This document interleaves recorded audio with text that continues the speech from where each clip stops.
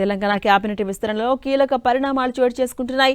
Telangana cabinet పునర్వ్యవస్థీకరణ కాకుండా విస్తరణ చేపట్టాలని కాంగ్రెస్ అధిష్టానం నిర్ణయించినట్టుగా సమాచారం. అయితే వారం 10 రోజుల్లో 2 మంత్రి పదవులను భర్తీ చేసే అవకాశం కనిపిస్తోంది.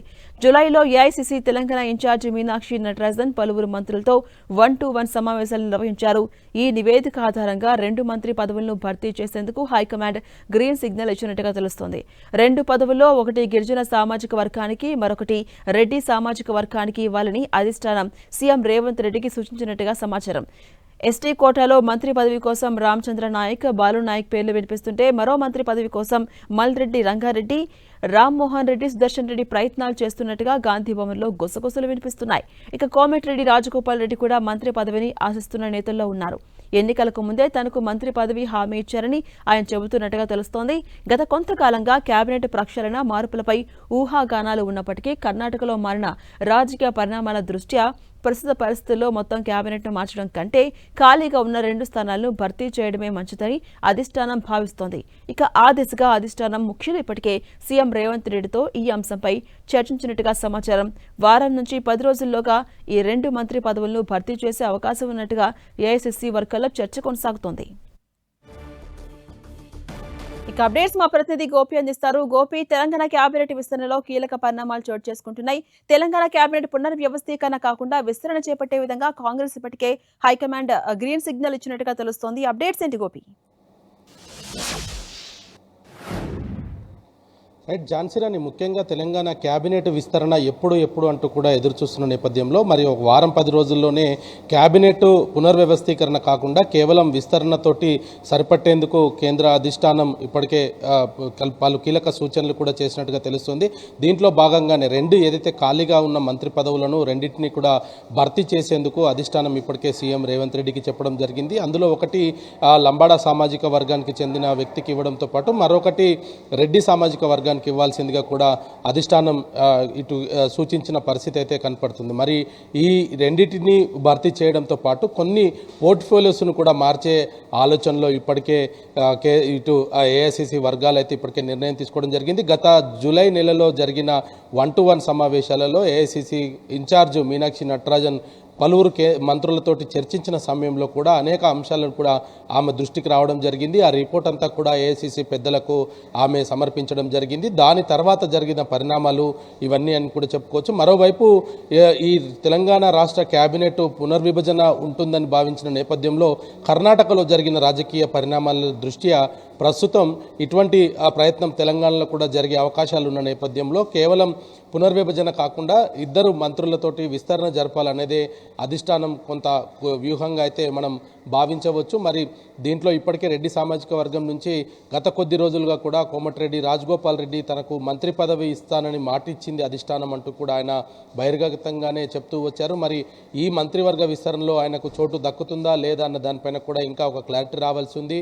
మరి ఇటు రెడ్డి సామాజిక వర్గానికి చెందిన మరో ఎమ్మెల్యేలు కూడా మరో 3 ఎమ్మెల్యేలు కూడా మంత్రి పదవులకు సంబంధించిన అంశం పైన ఇటు లాబింగ్ అయితే చేస్తున్నట్టుగా గాంధీ వర్గాలు అయితే చెప్తున్నాయి. మరి దీనికి సంబంధించి ఈ వారం 10 రోజుల్లోనే ఈ 2 క్యాబినెట్ మంత్రులకు సంబంధించిన విస్తరణతో పాటు క్యాబినెట్ పోర్ట్ఫోలియోస్కి సంబంధించి మంత్రుల పనితీరు, ఆయా శాఖల విధానాలు, మంత్రులపై వస్తున్న అభియోగాలు, ఇతర అంశాలన్నింటినీ కూడా ఇటు మీనాక్షి నటరాజన్ కేంద్ర ఏఐసీసీ పెద్దలతోటి చర్చించిన నేపథ్యంలో కొన్ని శాఖల మార్పుకు కూడా ఇదే సందర్భంలో నిర్ణయం తీసుకున్నట్టుగా కూడా తెలుస్తుంది. మరి 14వ తేదీ తర్వాత ఎప్పుడైనా సరే మంత్రివర్గ విస్తరణ ఉంటుందనేది కూడా ఇటు ఏఐసీసీలో అయితే కొంత సమాచారం అందుతుంది. దీంతో రాష్ట్రానికి సంబంధించిన కీలక స్టెప్ అని చెప్పొచ్చు. ఎందుకంటే గత కొద్ది రోజులుగా కూడా కాంగ్రెస్ మంత్రివర్గ విస్తరణ ఎప్పుడు చేస్తుందంటూ కూడా ఆశావాహులు ఢిల్లీ ఏఐసీసీ కార్యాలయానికి చేరుకుంటున్న నేపథ్యంలో మరి ఈ వారం 10 రోజుల్లోనే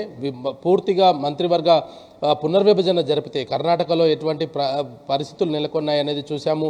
మంత్రులు పోర్ట్ఫోలియోస్ మార్చడంతో పాటు 2 మంత్రులను తీసేసి కొత్త వారిని తీసుకున్న నేపథ్యంలో వాళ్ళు రాజీనామాకు పాల్పడము, ఆ తర్వాత దాదాపు 10 మంది ఎమ్మెల్యేల చేత కూడా రాజీనామా చేయిస్తామంటూ కూడా ఇటు ప్రభుత్వాన్ని కొంత ఇరకాటు పెట్టే ప్రయత్నం చేయడం జరిగింది. మరి వీటన్నిటి దృష్టిలో ఉంచుకున్న ఏఐసీసీ పెద్దలు రాష్ట్ర పునర్విభజన ఏదైతే క్యాబినెట్ను పూర్తిగా ప్రక్షాళన చేయకుండా కేవలం ఖాళీగా ఉన్న రెండింటిని కూడా భర్తీ చేస్తూ గోపి. పోర్ట్ఫోలియోస్ను మార్చేందుకు కొంత నిర్ణయం తీసుకున్నట్టుగా తెలుస్తుంది. మరి 14వ తేదీ తర్వాతనే దీనికి సంబంధించి ఒక ప్రకటన కూడా రానుంది ఝాన్సీ. అంటే గోపి, కర్ణాటకలో పరిస్థితులు మనం చూస్తూ ఉన్నాం. ఆ తరహా పరిస్థితులు తెలంగాణలో రిపీట్ కాకుండా ఎటువంటి జాగ్రత్తలు తీసుకోవచ్చు? ఆల్రెడీ అఫీషియల్గా అనౌన్స్ చేసే ముందే ఆశించి భంగపడ్డ వారిని బుజ్జగించే ప్రయత్నం చేస్తుందా? వారికి ఏమైనా హామీ ఇచ్చే అవకాశాలు ఏమైనా కనిపిస్తున్నాయా? అయితే ముఖ్యంగా ఇక్కడ లంబాడా సామాజిక వర్గానికి ఒక మంత్రి పదవి ఇచ్చడంలో ఇందులో ఇద్దరు మాత్రమే పోటీలో ఉన్నారు. రామచందర్తో పాటు మరొక ఎమ్మెల్యే ఉన్నారు, దేవరకొండకు సంబంధించిన ఎమ్మెల్యే. మరి ఇటు రెడ్డి సామాజిక వర్గానికి చూస్తే కోమటిరెడ్డి రాజగోపాల్ రెడ్డితో పాటు మల్రెడ్డి రంగారెడ్డి, రామచందర్ రెడ్డి, ఇంకొక ఎమ్మెల్యే కూడా తమకు మంత్రి పదవి లభిస్తుందంటూ కూడా ఆశిస్తున్నారు. మరి ముగ్గురు కూడా ఇందులో సీనియర్గా కాంగ్రెస్ పార్టీలో సుదీర్ఘంగా ఉన్న నేతలే, కాంగ్రెస్ పార్టీలో సుదీర్ఘంగా అనుభవం ఉన్న ఎమ్మెల్యేలు, దాదాపు 3-4 సార్లు ఎమ్మెల్యేగా పనిచేసిన వ్యక్తులు కావడంతో మరి ఇటు రెడ్డి సామాజిక వర్గంలోనే దీనికి సంబంధించిన ఒక క్లారిటీ పైన అధిష్టానం మరి వాళ్ళతో చర్చించే అవకాశాలు కనపడుతున్నాయి. ఒకరికి మంత్రి పదవి ఇస్తే మిగతా ముగ్గురికి ఏదైనా ఆల్టర్నేటివ్ కూడా చూపించే అవకాశాలను కూడా ప్రస్తుతం ఏఐసిసి పరిశీలిస్తున్న పరిస్థితి అయితే కనిపిస్తుంది.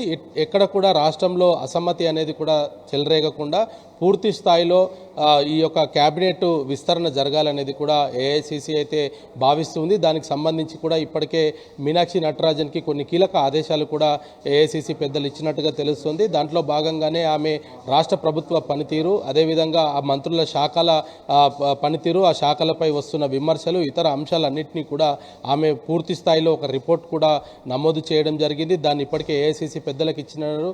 దాంట్లో భాగంగానే మరి శాఖల మార్పులు కూడా కొంత ఉన్నాయి. ఇప్పటికి ఉన్న పరిస్థితుల్లో మంత్రులను కనుక ఉద్వాసన పలికితే మరి అసమ్మతి చెలరేగే అవకాశాలు కనపడుతున్నాయి. ఒక్కొక్క మంత్రి ఆ జిల్లాకు ఇన్ఛార్జ్గా ఉన్నారు కాబట్టి మరి ఆ జిల్లాలో ఉండే ఎమ్మెల్యేలు కూడా దానిపైన ప్రభావం పడే అవకాశాలు ఉంటాయి. వీటన్నిటిని కూడా దృష్టిలో ఉంచుకొని అధిష్టానం చాలా పకడ్బందీగా ఈ విస్తరణ జరపాలనేది కూడా ఆలోచిస్తుంది. కర్ణాటక రాష్ట్రంలో జరిగిన పరిస్థితులు, డీకే శివకుమార్ ముఖ్యమంత్రి అయిన తర్వాత జరిగిన పరిణామాలు, ఇటీవల క్యాబినెట్ విస్తరణ, వీటన్నిటి నేపథ్యంలోనే ఇప్పుడు కర్ణాటకను చూసిన ఏఐసిసి తెలంగాణలో అటువంటి పరిస్థితి రాకుండా ఉండేందుకు పూర్తి స్థాయి చర్యలైతే చేపడుతుంది. విస్తరణ కంటే ముందే ఇటు ఏదైతే ఆశావాహులు ఉన్నారో వాళ్ళందరినీ కూడా పిలిపించి మాట్లాడే అవకాశాలు కనపడుతున్నాయి. వచ్చే వారంలోనే దీనికి సంబంధించి ఒక కీలక ప్రకటన వచ్చే అవకాశాలు అయితే చాలా స్పష్టంగా కనపడుతున్నాయి. ఏఐసిసి కార్యాలయంలో మాత్రం 14వ తేదీ తర్వాత ఎప్పుడైనా తెలంగాణకు సంబంధించే ప్రకటన ఉండబోవచ్చు అనేది కూడా చెప్తూ ఉన్నారు. మరి దీనికి సంబంధించిన ఏర్పాట్లు కూడా పూర్తి చేస్తున్నారు. ఇప్పటికే ముఖ్యమంత్రితోటి పలు కీలక అంశాలపైన కూడా ఏఐసిసి పెద్దలు చర్చించడం జరిగింది. వాటన్నిటి ఆధారంగానే ఈ రెండు మంత్రులను మంత్రి పదవుల విస్తరణతో పాటు కేబినెట్ పోర్ట్ఫోలియోస్ను కూడా మార్చే యోచనలో ప్రస్తుతం రేవంత్ సర్కార్ అయితే నిర్ణయం తీసుకోబోతుంది. మరి ఎవరెవరికి ఎటువంటి శాఖలు లభించబోతున్నాయి, ఆ శాఖల తర్వాత కూడా మరి వారిలో ఏదైనా అసమ్మతి చెలరేగనుందా అనేది కూడా ప్రస్తుతానికైతే ఒక ప్రశ్నగా ఉంది. మరి చూడాలి 14వ తేదీ తర్వాత ఎవరెవరికి మంత్రి పదవులు లభిస్తాయి అనేది కూడా ఒక స్పష్టత రానుంది. ఝాన్సీ.